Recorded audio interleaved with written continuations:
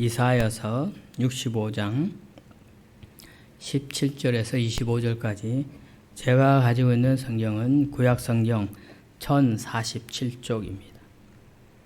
이사야서 65장 17절에서 25절. 하나님 말씀 우리 소리내서 한 목소리로 함께 합독하십니다. 나의 성산에서는 해함도 없겠고 상함도 없으리라. 여호와께서 말씀하시니라. 아멘. 이 말씀 함께 읽은 말씀의 제목, 오늘 받을 말씀의 제목은 25절에 해함도 없고 상함도 없는 여호와의 성산. 주보에는 앞에 해함도 없고 상함도 없는을 붙였고 화면에는 여호와의 성산이라고 기록되어 있습니다. 이 말씀의 제목으로 우리 함께 은혜를 받을 것인데, 사실은 제가 오늘 이 말씀을 준비할 때 제목을 천국에 반려견이 있을까? 반려견이 천국에 갈 수 있을까?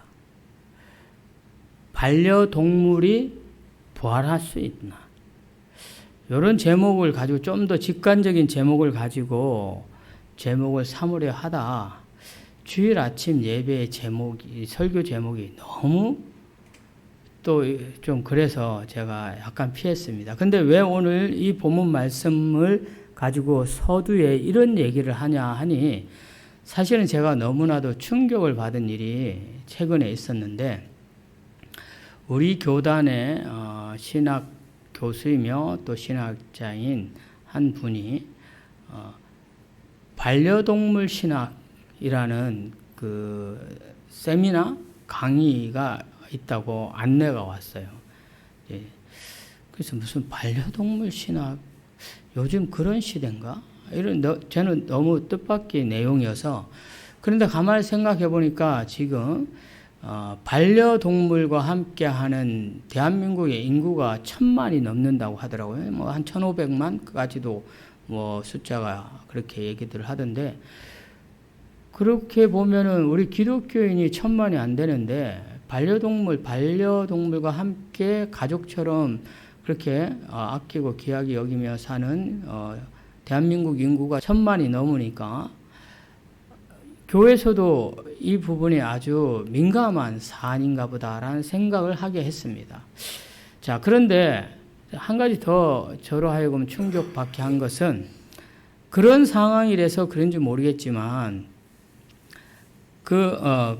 신학 교수의 그 세미나에 반려동물의 장래에 대하여 이런 게 또 나왔어요.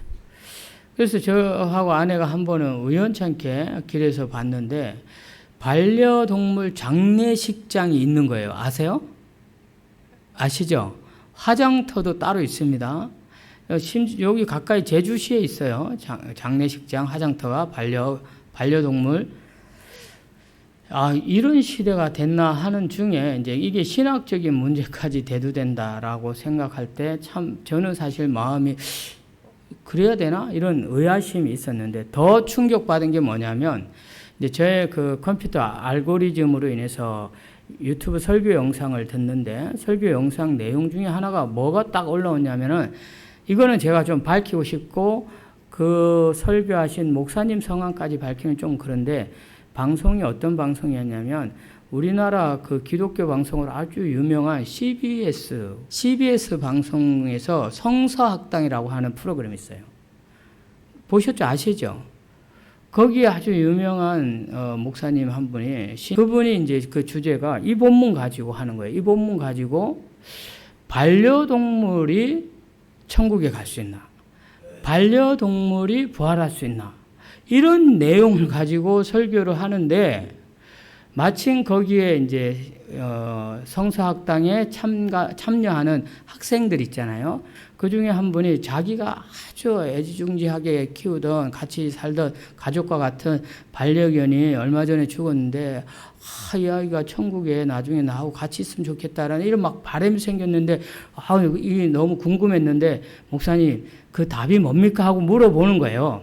그런데 그 설교자인 목사님이 답을, 반려견도 부활한다, 반려동물도 천국에 간다, 이렇게 결론을 내서 제가 막 복장이 터지고 마음이 너무 힘들어서 이거 제가 성경을 찾아보고 성경의 내용을 좀 더 깊이 있게 연구하고 확인해 봐서 분명하게 이거 좀 이 영상도 제가 녹화가 되니까 유튜브에 올려서 논박거리가 될지라도 내가 한번 해야 되겠다 이런 마음이 드는 거예요.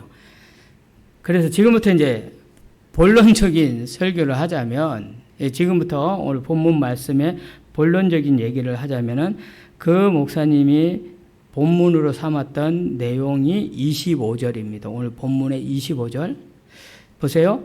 이리와 어린 양이 함께 먹을 것이며 사자가 소처럼 짚을 먹을 것이며 뱀은 흙을 양식으로 삼을 것이니 나의 성산에서는 해함도 없겠고 상함도 없으리라 여호와께서 말씀하시니라. 그러면서 이 말씀에 보면은 여호와의 성산, 근데 이 여호와의 성산이 어떤 성산을 말하는가 하니 인용을 하기를 오늘 본문 17절 보시겠습니다. 보라 내가 새하늘과 새 땅을 창조하리니, 이렇게 시작하고 있어요.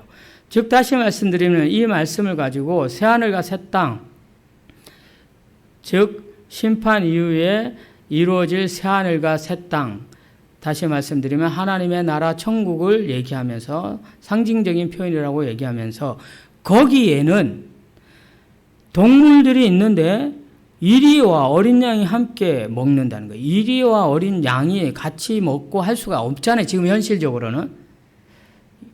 어린 양이 이리 앞에 있으면 바로 잡혀 먹죠. 그런데 같이 먹을 것을 같이 먹는다는 거예요. 사자가 소처럼 짚을 먹는다. 사자가 육식동물인데 약한 짐승들을 잡아먹지 않고 소처럼 풀을 뜯어먹는 그런 사자를 얘기합니다.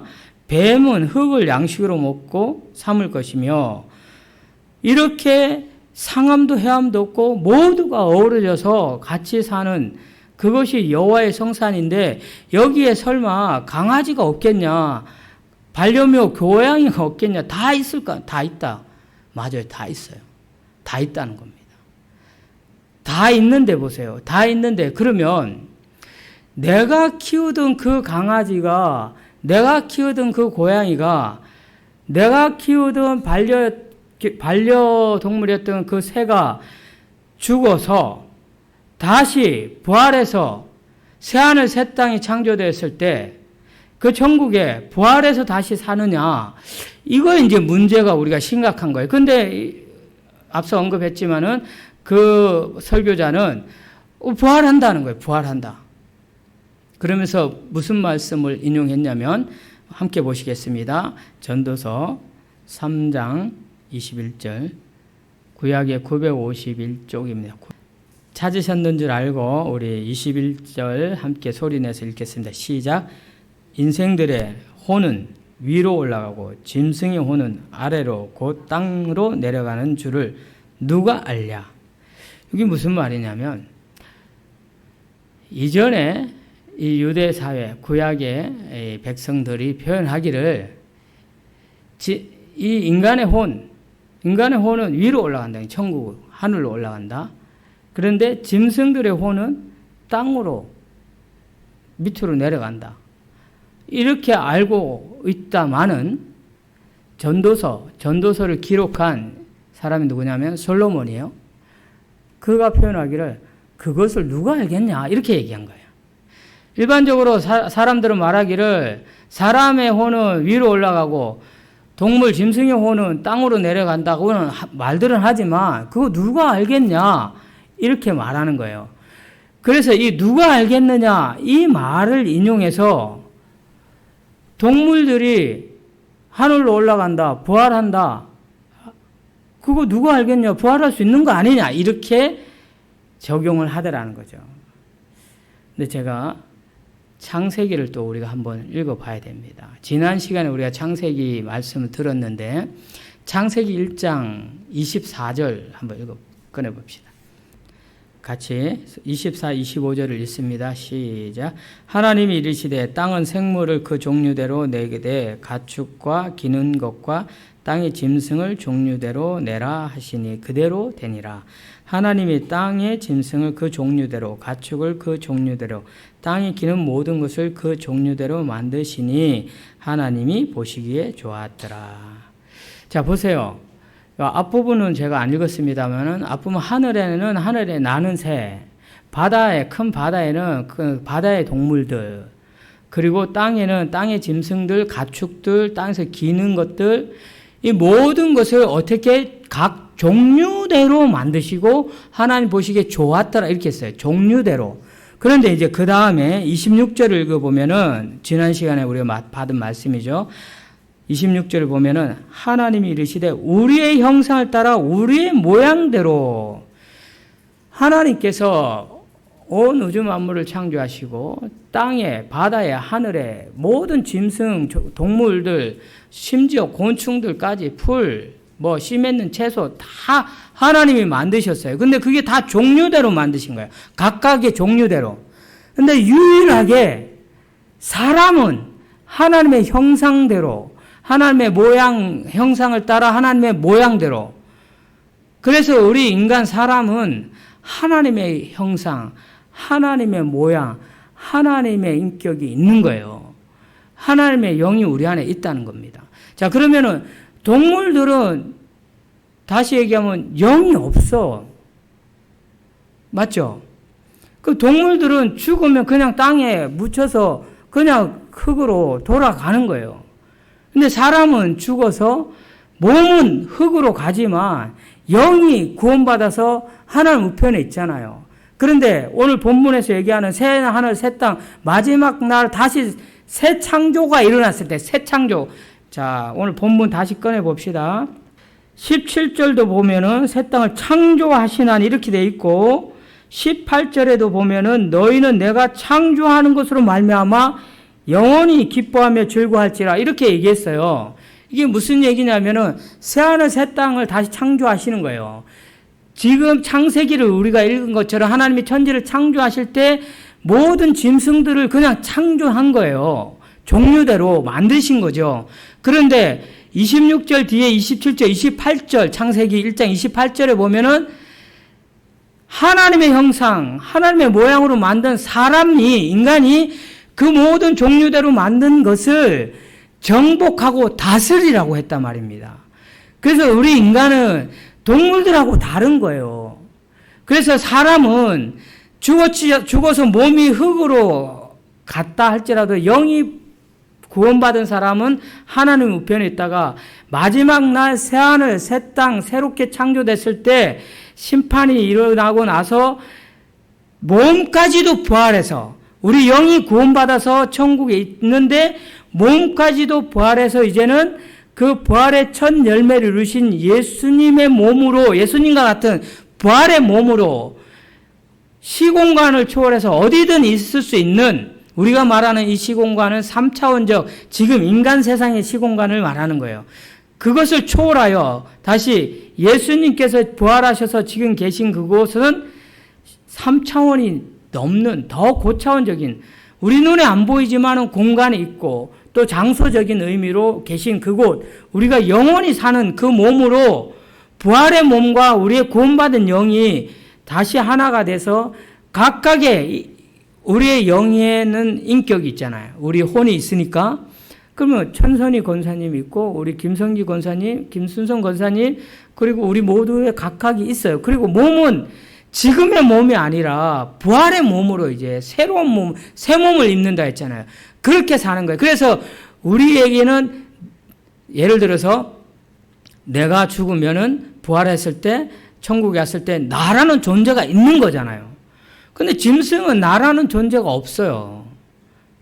그거는 거기에 있는 오늘 이 인용한 그 목사님이 인용한 이리, 양, 소, 이 채소를 먹는 사자, 풀을 뜯어먹는 사자 이런 것은 하나님께서 인간을 위해서 모든 것을 창조해 주셨던 첫 번째 창조처럼 새하늘 새 땅에서도 이렇게 하나님이 그 동물들과 같이 아무것도 없으면 안 되잖아요. 천국에 아무것도 없다고 우리끼리만 있다고 생각해 봐요. 그 좀 천국으로서 삭막하지 않을까? 그러니까 다 있는 거예요. 하나님 또 다시 인간을 위해서 창조해 주는 거예요. 우리를 위해서. 창조해준 그 동물들이 있는 거지. 내가 키우던 반려묘, 반려견이 부활해서 천국에 간다고? 그 말도 안 되는 소리를 하시더라는 거죠. 그럼 그거는 죽은 거예요. 그걸 끝난 겁니다. 그럼에도 불구하고 우리가 천국에 갔을 때는 동물도 있고 심지어 사자도 있고 다 있어요. 이 본문에서 나오는 창조할 때 사자가 풀을 뜯어 먹는 것처럼 사나운 짐승의 개가 맹견이 아니라 그냥 우리와 더불어 천국에서 사는 그런 동물로서의 역할을 하는 그러한 동물들이 존재한다는 것이지, 죽은 반려견, 죽은 반려묘가 부활해서 천국에 가면 좋겠다. 바람은 그렇겠죠. 그런데 안타깝게도 그건 없습니다. 자, 그래서 우리가 한 가지 더 확실하기 위해서 누가복음 찾습니다. 누가복음 20장 36절. 이제 신약 성경에 왔는데 누가복음 36절. 에서 읽겠습니다. 36절 시작. 그들은 다시 죽을 수도 없나니 이는 천사와 동등이요 부활의 자녀로서 하나님의 자녀입니다. 부활의 자녀로서 하나님의 자녀. 이제 이걸 무슨 내용이냐면은 이 앞부분에 좀 설명을 제가 드리자면은 시간이 없어서 앞부분까지 안 읽었는데, 사두개인이라는 자들이 있어요. 그들은 부활을 안 믿어. 그래서 예수님을 시험하려고, 골탕 먹이려고 이런 질문을 한 거예요. 우리 잘 아는 7 형제가 있어. 맏형이 부인이 있는데 맏형 부인을 통해서 형이 자손을 놓지 못하고, 아들을 낳지 못하고 자녀를 낳지 못하고 형이 죽었어요. 그리고 나서 이 유대 사회는 옛날 우리나라에는 계대 결혼이라는 게 있었습니다. 그 가문의 자손을 잇기 위해서 장남이 아이를 낳지 못하고 먼저 죽으면은 동생이, 또 동생이 자녀를 못 놓으면 꼭 그 다음 동생이, 이런 식으로 대물림 결혼이 있었거든요. 마찬가지 그 얘기하는 거예요. 7 형제들이 있는데 다 자녀를 낳지 못하고 다 죽었어.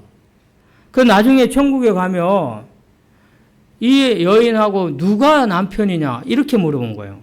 그 다 7명이 다 결혼했으니까 땅에서.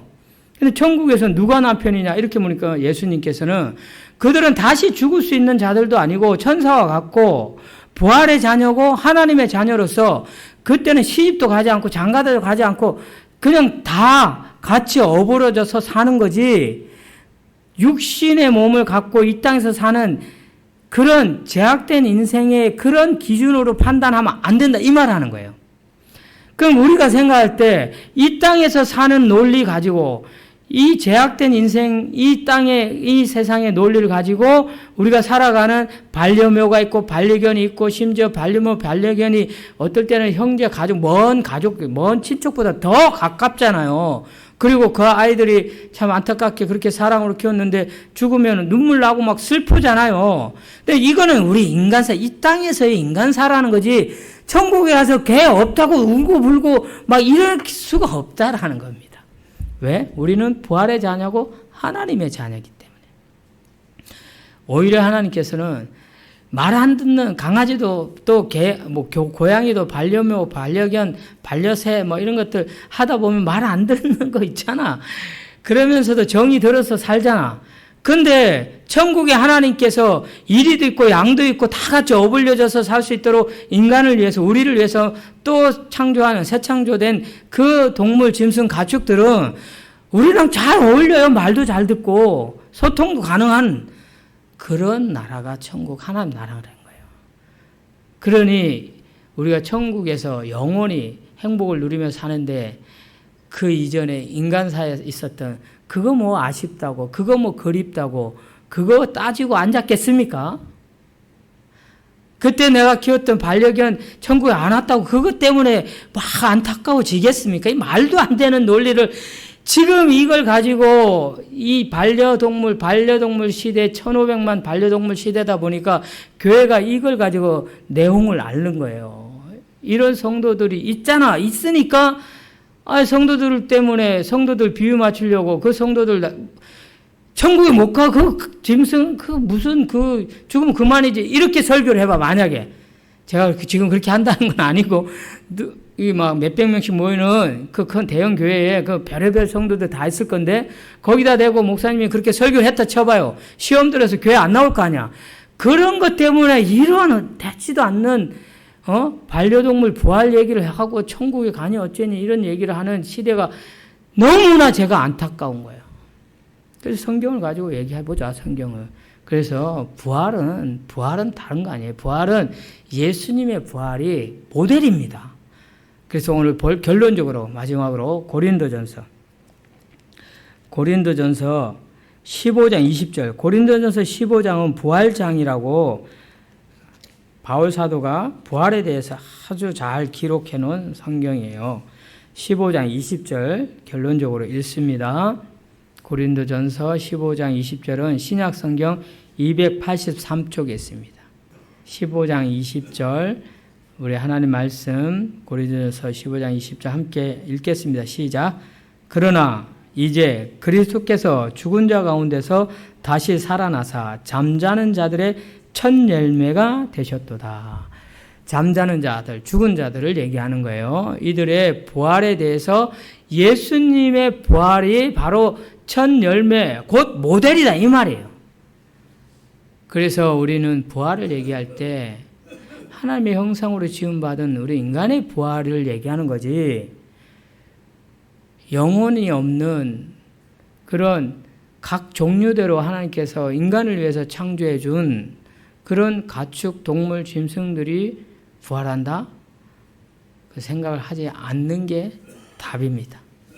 그래서 우리의 부활을 기대하고 소망하며 하나님께서 부활하여 영원히 하나님 나라 천국에 살 우리들에게 너무나도 잘 어울리고 소통이 가능한 새하늘 새 땅에 새 창조의 각각의 종류대로 짐승들을 주실 것이다 라는 그런 믿음을 가지고 나의 반려동물이 부활하면 좋겠다라는 어리석음에 빠지지 않는 우리 성도들 될 수 있기를 주님의 이름으로 축원합니다.